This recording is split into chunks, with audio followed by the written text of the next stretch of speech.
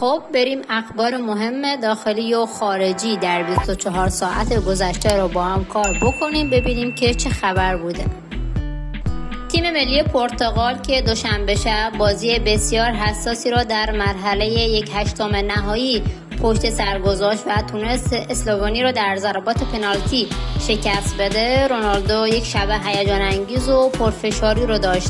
شرکت هوب که مسئول نظارت بر ضربان قلب رونالدوست و این کار را از روی تیکه لباسی که روی پیرهن او گذاشته انجام میده، نتایج این کنترل رو منتشر کرد که جالب بود. نتایج شرکت هوب نشون داده که رونالدو پیش از اینکه پشت اولین ضربه پنالتی قرار بگیره تونسته استرسش رو کنترل بکنه که گویی بی خیال همه چیزهای اطرافشه و فقط تمرکزش روی توپه و اینگونه تونسته ضربان قلبش رو کنترل رونالدو بکنه حرکت میکنه، ضربه رو بزنه، در نهایت هم به گل تبدیل شد.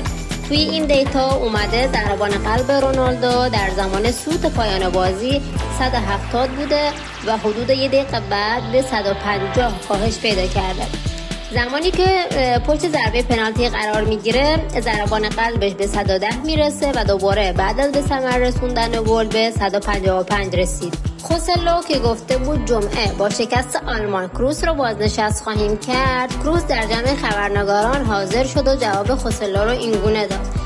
او این حرف رو زد چون میخواد اسپانیا به مرحله نیمه نهایی صعود بکنه و این طبیعیه، اما فکر میکنم آلمان شانس زیادی برای صعود به مرحله بعد داره. بازی بسیار مهم و هیجان انگیزی خواهد بود.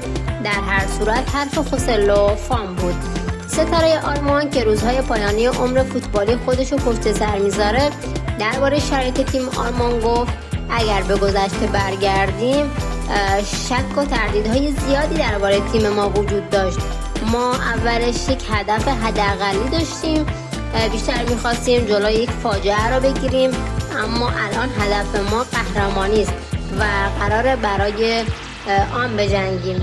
کروس درباره اسپانیا هم گفته اسپانیا تیم با کیفیتیه، نقاط ضعف و قوت این تیم رو میشناسیم، به نظرم نتیجه این بازی در مرکز زمین تعیین میشه. ماتراتسی مدافع سابق اینتر به صورت مستقیم در مورد شرایط لوکاکو صحبت کرد و از او بابت ترک اینتر انتقاد کرد و گفت لوکاکو به حاشیه رفته و خواهیم دید چی کار میکنه. واقعیت اینه که تنها جایی که چیزهایی به دست آورده در اینتر بوده و باید از ترک این تیم پشیمون باشه و بپذیره که اشتباه کرده. ما مارکوس تورامو داریم که همراه مارتینز از بهترین مهاجمان ایتالیا هستند. اکنون هم مهدی طارمی رو جذب کردیم و دیگه به این مهاجم بلژیکی احتیاجی پیدا نمی کنیم. خب بریم سراغ نقل و انتقالات فوتبال کشورمون. اولیش خبر تایید شده ای هست که باشگاه سپاهان مبلغ 30 میلیارد تومان بابت رضایتنامه محمد جواد آقایی به استقلال خوزستان پرداخت کرده و این بازیکن رسما به سپاهان پیوسته. استقلال خوزستان هم این خبر رو تایید کرده و اعلام کرده که محمد جواد آقایی به سپاهان پیوسته. احتمالاً آقای پور گرانترین بازیکن لیگ ما خواهد بود با این مبلغ بالای رضایتنامه که واقعا رقم چشمگیریه. همچنین گفته شده که سپاهان به دنبال جذب مهدی گودرزیه تا بتونه اونو به خدمت بگیره، ولی فعلا که این بازیکن با شمس‌آذر قرارداد داره مگر اینکه سپاهان بتونه که رضایت باشگاه شمس‌آذر رو بگیره تا این بازیکن رو بتونه جذب کنه. اما این روزا هوادارهای پرسپولیس از باشگاه سپاهان شاکیان سر اینکه گفته شده این باشگاه با اورونوف مذاکره کرده، اما سپاهان اعلام کرده ما هیچ مذاکره‌ای رو با اورونوف نداشتیم و اگر مدرکی داره باشگاه پرسپولیس اعلام کنه. گفته میشه پدرام قاضی‌پور هم با سپاهان به توافق رسیده و به زودی قراردادش رو با باشگاه سپاهان رسمی میکنه. اما سپاهان که داره بازیکن جذب میکنه معلوم نیست که با نظر کی داره این کار انجام میشه. تکلیف سرمربی این باشگاه هم هنوز معلوم نیست، خبری از مرایس نیست، نمیدونیم که کی برمیگرده و اصلا آیا ادامه میده با سپاهان یا که خیر؟ ظاهرا که هنوز قهره. اما همونطور که میدونید پس از سکوت طولانی مدت بالاخره علیرضا بیرانوند دیروز یک مصاحبه انجام داد که خلاصش رو براتون میخونم. البته حالا اولش گفته که همه چی تقصیر پیج ها و فضای مجازیه و اینکه یه سریا خط میگیرن که منو مقابل هوادار بذارن، اما چیزی که منو اذیت میکنه اینه که پیشکسوت ها میگن اگر بیرانوند برگرده تیم به هم میریزه. خدا رو شکر من هر جا بودم موفق بودم، البته به کمک هوادارا و بازیکنان. شما به گذشته خودتون برگردید و ببینید برای باشگاه پرسپولیس چیکار کردید که اینطوری راجع به بیرانوند صحبت میکنید. من اجازه نمیدم هیچ کس به شخصیتم بی احترامی بکنه و حرفای رکیکی به من بزنه. اگر اتفاقی افتاد به خاطر اینه که دنبال حقم بودم و سفت پای حقم وایسادم و تا حقمو هم نگیرم کوتاه نمیام، چون هر جا بودم با جون و دل کار کردم برای تیمم و برای هوادارا و نباید فراموش کنید که اتفاقات بزرگی رو برای باشگاه پرسپولیس رقم زدم و رکوردهایی رو داشتم که حالا به لطف هوادارا و بازیکن‌ها بوده. البته باشگاه پرسپولیس متکی به من نیست، بیرانوند چه باشه چه نباشه براش جایگزین هست. من هیچ کار اشتباهی نکردم و فقط حقمو خواستم. وقتی شما در همین چند روز میبینید بازیکنانی هستن که تیم‌هاشون در حال سقوطه و الان تیتر اول روزنامه ها هستن و با رقم آنچنانی دارن به این تیم و اون تیم لینک میشن، انتظار داشته باشید که بازیکن پرسپولیس، حالا نه بیرانوند بلکه کسانی که زحمت کشیدن، به آنها احترام گذاشته بشه. و من واقعا دنبال پول نیستم. یکی دو بازی مونده به پایان فصل گفتم آقای مدیر عامل این هفته سعی کن 10% پول بدی به بازیکن‌ها و قولشو از مدیر عامل گرفتم و رفتم اینو به بازیکن‌ها انتقال دادم، اما هیچ خبری نشد. باز هم برای این که من بدنام نشم اومدم دوباره با مدیر عامل صحبت کردم و گفتم که من از بچه‌های بزرگ تیم قول میگیرم که اونا هم 10% نگیرم و فقط بازیکنایی که نیاز مالی داشته باشن این پول بهشون پرداخت بشه.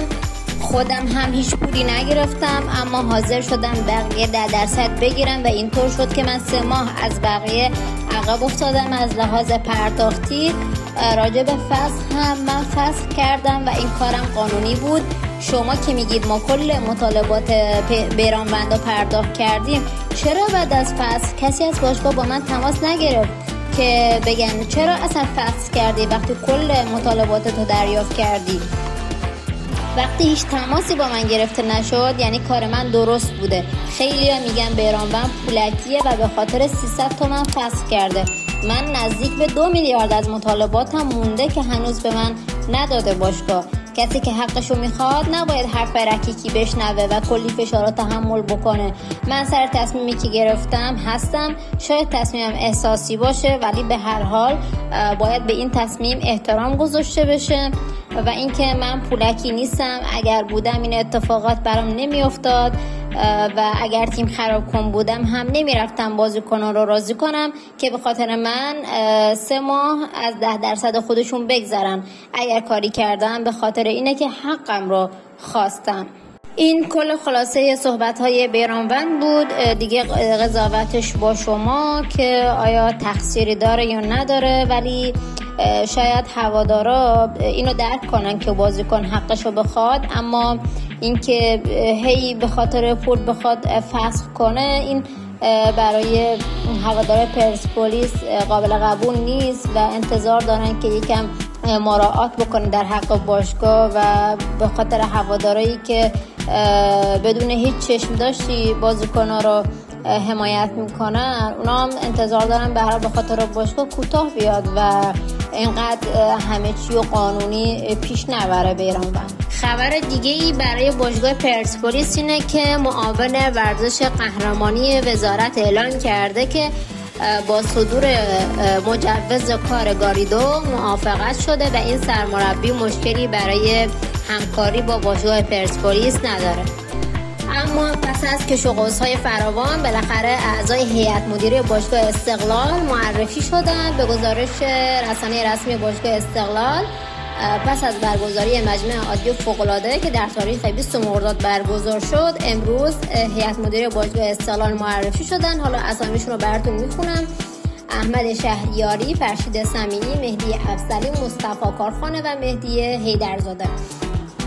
حالا چیزی که اینجا داره جلب توجه میکنه اینه که چرا هیچ پیشکسوتی از باشگاه استقلال جزو هیئت مدیره نیست. دو اینه که مصطفی کارخانه توی هیئت مدیره استقلال چیکار میکنه؟ هوادارهای استقلال میگن که این شخص پرسپولیسیه و چطوری به عنوان عضو هیئت مدیره باشگاه استقلال معرفی شده. حالا ما یک کلیپ داریم ازش که صراحتا اعلام کرده که آره من پرسپولیسی ام. اینم خیلی جالبه، نمیدونم چجوری این افراد رو بلچین میکنن و انتخاب میشن برای گردوندن دو تا استقلالی بود. اسمایی که بردیم فکر کنم استقلالی هست. پرسپولیسی نه، اما دوست خوب بودن. استقلالی بود. با این اسمایی که بردیم فکر کنم استقلالی هست. پرسپولیسی نه، اما دوست